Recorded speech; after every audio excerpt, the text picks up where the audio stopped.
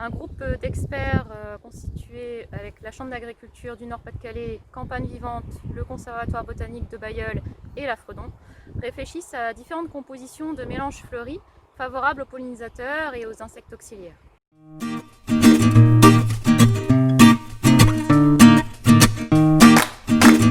Ici nous sommes sur une plateforme d'expérimentation où nous testons différents mélanges fleuris. Donc il y a 4 mélanges que nous testons. Donc on a 3 mélanges on va dire d'été ou d'automne et un mélange d'interculture avec différentes espèces à la fois des locales et des ornementales qui nous permettent de favoriser les insectes pollinisateurs sauvages et les insectes auxiliaires favorables aux cultures.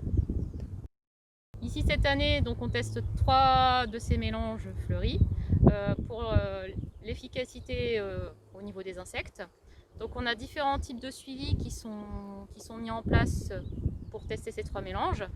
Un suivi à l'aspirateur d'évac, un suivi en lien avec l'observation et la notation visuelle des pollinisateurs sauvages et un suivi à l'aide de pièges barbeurs pour suivre la faune du sol. Alors dans les mélanges qu'on a choisi de semer, on a décidé de semer des messicoles. Les messicoles sont les fleurs des champs, les fleurs qui sont en particulier associées aux moissons et notamment aux céréales d'hiver. Donc ce sont les plantes que l'on voyait autrefois de manière abondante dans les champs.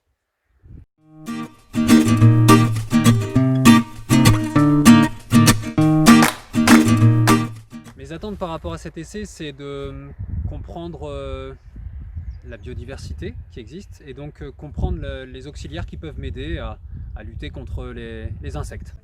Ce que je vois aussi avec ces bandes, c'est le long terme, c'est essayer de trouver le mélange qui pourrait m'aider à lutter contre les altisans-lins, m'aider à lutter en pommes de terre contre les dorifores. Il faut voir loin.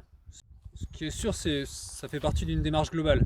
C'est l'envie de traiter moins, c'est l'envie d'impacter le moins possible l'environnement, de regarder le long terme. Et pour cela, je suis en cours de certification haute valeur environnementale de niveau 3.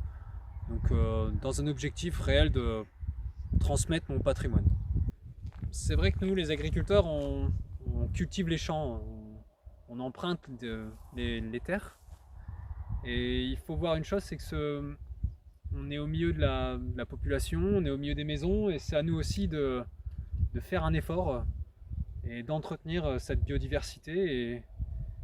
Et pour ça, il faut peut-être passer par des bandes pour maintenir les effectifs d'insectes et donnant avec aussi les apiculteurs.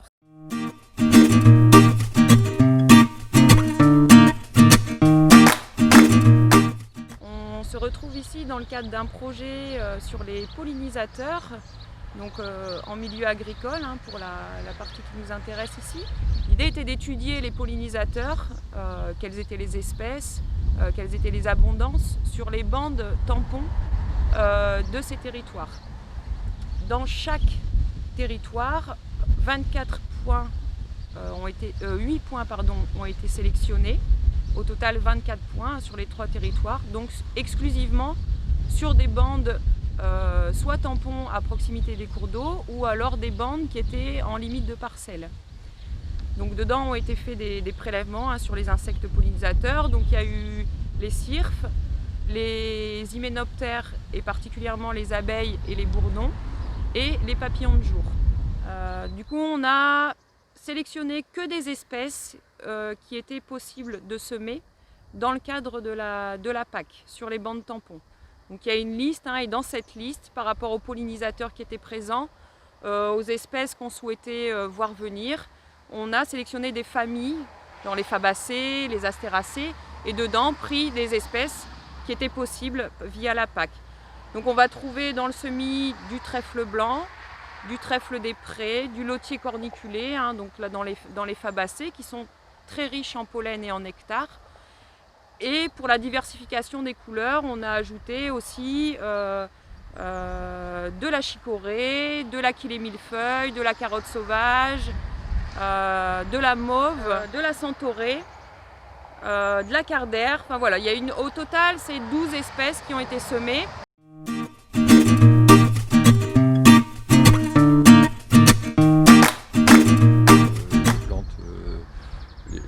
fleuries et les plantes accompagnatrices comme ça en bordure peuvent nous aider par rapport aux auxiliaires de tout genre, volants, rampants et tout ce qui est au sol. Même en restant en conventionnel, déjà le fait d'accompagner le sol et d'éviter les insecticides de par l'implantation de ces bandes, ce sera déjà un grand pas.